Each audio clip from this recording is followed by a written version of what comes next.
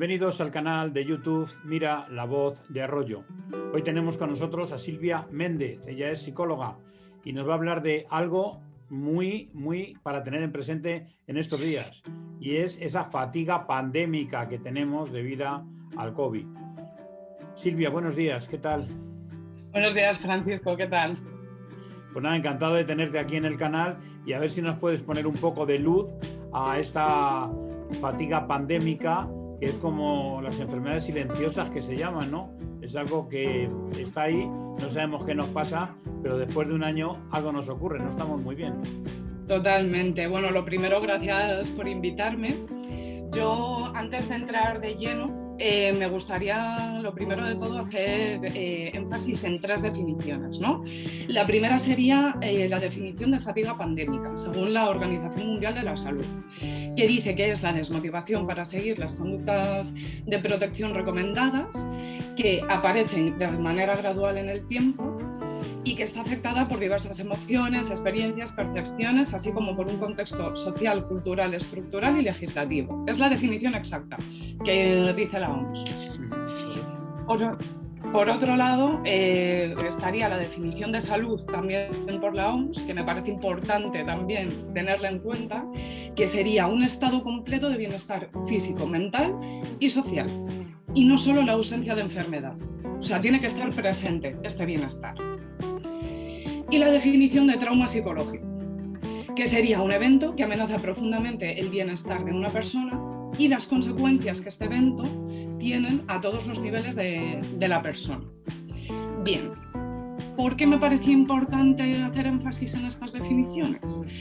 Porque desde mi punto de vista, el término fatiga pandémica se ha inventado para suavizar un poco todo lo que estamos viviendo y para responsabilizarnos a nosotros de estas emociones que estamos sintiendo, ¿no? O sea, cuando se hace más énfasis en las emociones que en el contexto en el que estamos, es mi percepción, que es algo que se ha hecho para responsabilizar a la población. ¿Por qué digo esto? Porque realmente la llegada del coronavirus ha sido un evento traumático, de ahí que os leyera al principio la definición de trauma.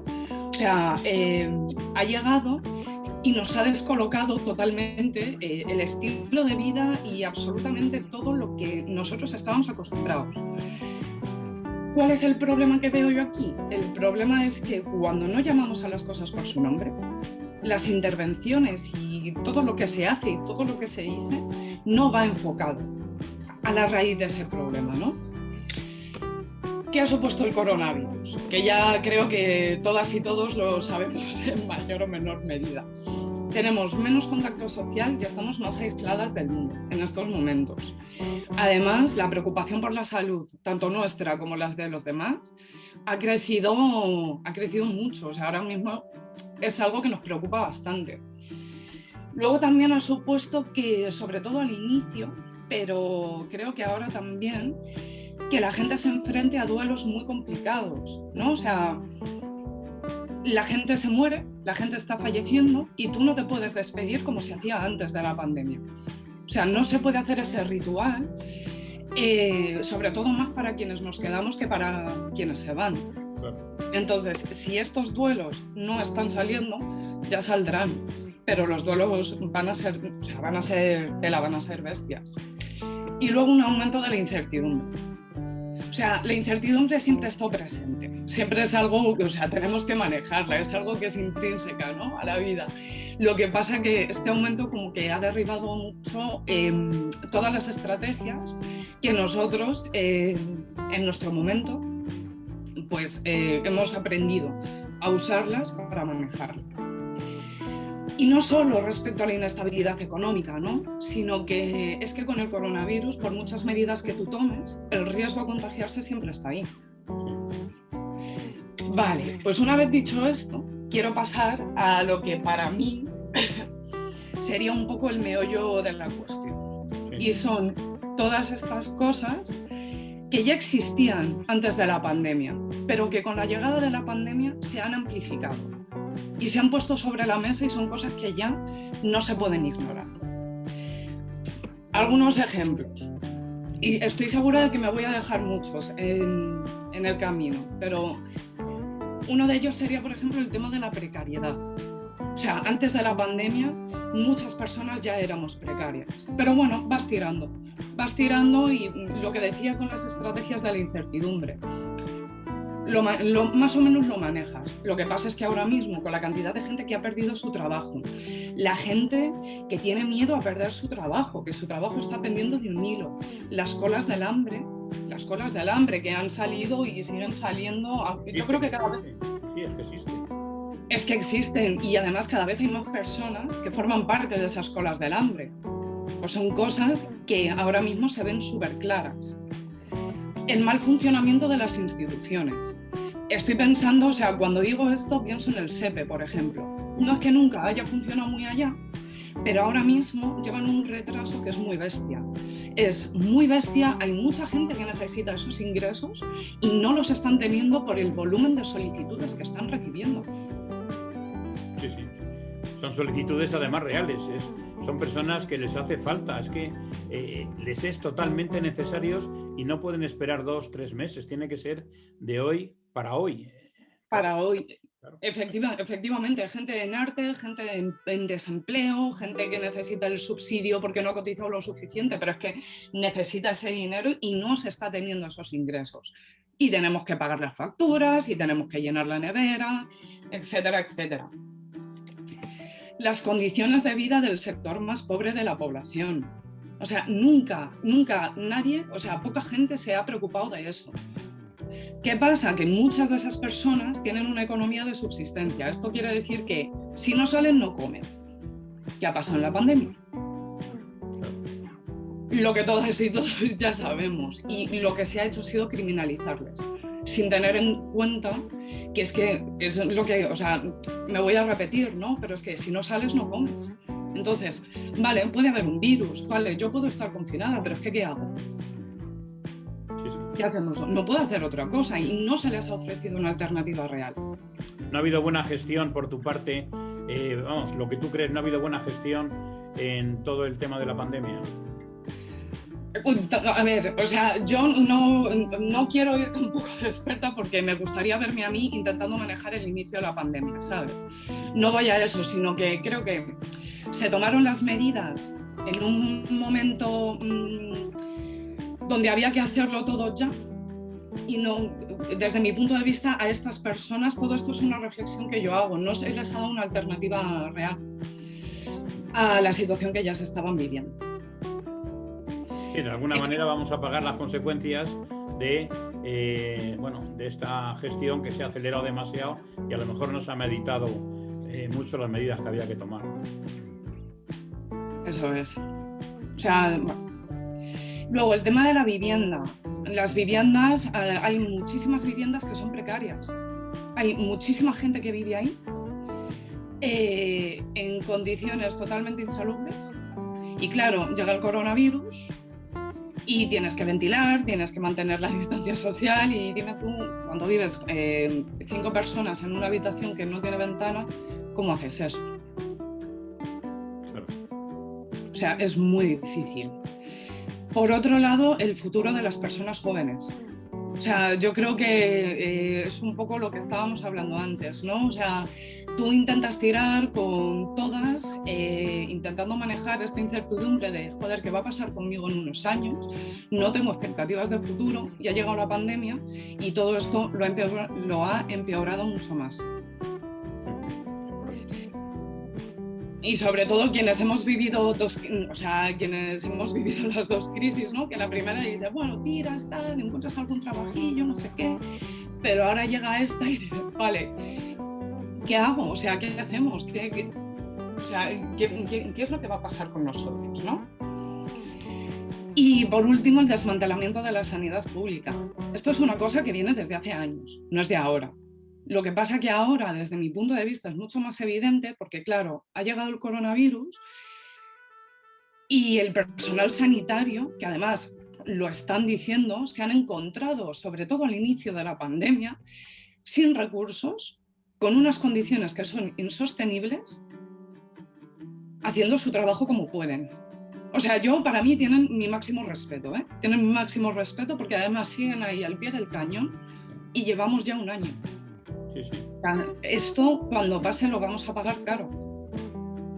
Todos hemos visto bolsas de basura que utilizaban como protección y desde luego muchísimas más cosas. Yo sigo hablando con personas que han vivido la pandemia en primera persona, han estado ahí al frente y siguen llorando, porque lo que han vivido es terrible, mucho más terrible de lo que nos podemos imaginar. Es que yo, por ejemplo, pienso en cuando salen hablando de que han tenido que elegir, por ejemplo, a quién intubar y a quién no. Sí. O sea, no sé, se me pone la carne de todo, la verdad. Se me ponen los pelos de punta. Y siguen al pie del cañón, muchos de ellos. Sí, sí. Y esto va a tener... Como muy bien has dicho tú, no es de ahora. Llevamos avisándolo desde hace mucho tiempo que no se puede desmantelar lo que es la sanidad pública, al igual que la hucha de las pensiones, que ha sido totalmente arrasada por distintos gobiernos. Efectivamente. Y claro, ahora estamos pagando las consecuencias de este desmantelamiento, ¿no? Entonces, yo realmente con esto lo que quiero señalar es que si todas estas cosas, que ya para mí explican gran parte de lo que nos está pasando a la población, si lo unes a la llegada del coronavirus, a lo que ha supuesto, a ese menor contacto social, a esa mayor preocupación, a esa mayor incertidumbre, o sea, para mí está muy claro porque ahora mismo la población estamos como estamos. ¿Y por qué no nos encontramos bien? Y por qué hay gente que objetivamente se encuentra en un momento bueno de su vida y aún así hay algo que no está funcionando, ¿no? No se encuentra bien. Esa chispa que tenemos en la vida, bueno, se nos está apagando. Silvia, como psicóloga que eres, ¿qué podemos hacer a nivel de usuario para, yo qué sé, encontrarnos un poco mejor, para salir un poco del atolladero que tenemos? A ver, yo entiendo que son cosas súper difíciles y que además, como he dicho, cuando tienes que estar viviendo al día, cuando no te encuentras bien, que ya para levantarte de la cama, para ti ya es un triunfo. Entiendo que es difícil, pero yo así algunas cosillas entre lo que a mí me ha servido o lo que he leído y lo que me llega de otras personas, pues mira, lo primero de todo es seguir en contacto con amigas, familiares y personas cercanas. Los traumas no se superan solos, no se pueden superar solos. Entonces, este contacto, tanto para apoyarnos en ellas como para que nosotras prestar ese apoyo, me parece una de las cosas más fundamentales. Limitar el consumo de noticias. Yo sé que esto es difícil también porque estamos continuamente bombardeados y bombardeadas por noticias del coronavirus, pero en la medida de lo posible limitar estas noticias y si te quieres informar, hacerlo por fuentes fiables. Porque hay mucho bulo, quieren meter mucho miedo y eso no ayuda. Otra de las cosas serían pues pedir ayuda. O sea, esto también considero que es complicado teniendo en cuenta que no nos han enseñado a pedir ayuda, que estamos inmersos también en la era del positivismo tóxico donde tú tienes que ser fuerte, tú tienes que poder con todo y esto no es cierto. No tienes que ser fuerte, no tienes que poder con todo porque para empezar somos personas, no somos robots. Entonces, pedir ayuda. Si hace falta un profesional, hay asociaciones para personas con pocos recursos que pueden prestar esa ayuda. Entonces, que no se dude, porque si esto se deja pasar, al final va a ser peor. Y luego tratar de centrarnos en las pequeñas cositas, en esas cosas que nosotros podamos controlar. Ponernos metas que nos sean fáciles de conseguir, ¿no? Que no supongan una frustración mayor, sino algo chiquitito que para ti no te vaya a suponer esa frustración, sino que la puedas conseguir sin demasiado esfuerzo. Meditar, salir a pasear a un sitio, pues no sé, que a ti te guste, escuchando música. El mindfulness es algo que sé que lleva muchos años estando ya cada vez más en boga, pero yo lo he descubierto ahora, ha sido ahora cuando lo he probado y a mí me supone una maravilla. O sea, porque me ayuda a centrarme en el momento presente y en no pensar tanto en qué es lo que va a pasar.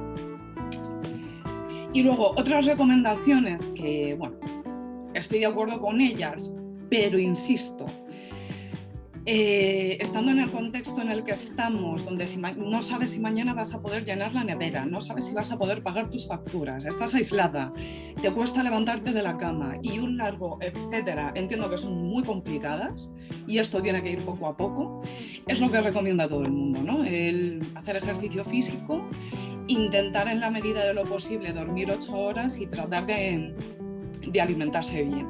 O sea, una alimentación equilibrada y demás, que bueno, insisto. O sea, yo esto lo cogería con pinzas, ¿no? Porque si ya te está costando levantarte de la cama, pues salir a correr a lo mejor o apuntarte a un gimnasio, pues en fin. Igual no es tan fácil.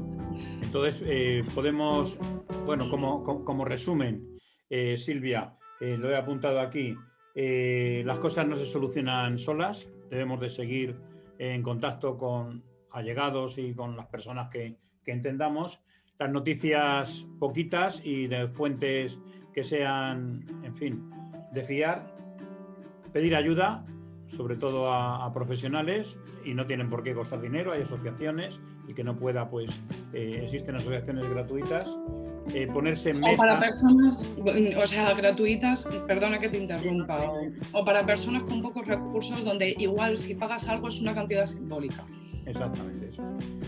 Poner metas asequibles y luego pues hacer algunos ejercicios de meditación o escuchar música, algo así. Y luego nos has dicho también que es importante hacer algo de ejercicio físico, una alimentación equilibrada y dormir, si se puede, las 8 horas. Bueno, son consejos que son difíciles tampoco, ¿eh?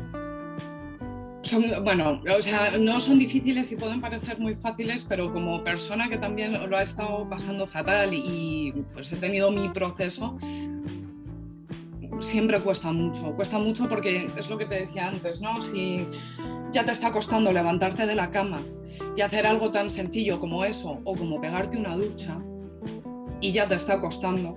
Ya. O sea, las cosas despacito y con metas chiquititas que podamos cumplir. Estupendo. Y eso, y pedir ayuda, que no haya ningún problema con pedir ayuda. Que cuesta mucho y que no estamos acostumbradas, pero con la que está cayendo es importante. Esto que tengamos dicho es verdad, que no se está acostumbrado a pedir ayuda, pero es totalmente recomendable. Yo lo digo a muchísimas personas, que se fíen de profesionales sobre todo, no del vecino de la esquina, que es muy buena persona, pero a lo mejor no tiene los conocimientos suficientes. Sobre todo si estás viendo que ya se te va a ir de las manos. Claro. Y que los profesionales al final estamos ahí y somos conscientes de que, bueno. Sí, totalmente de acuerdo.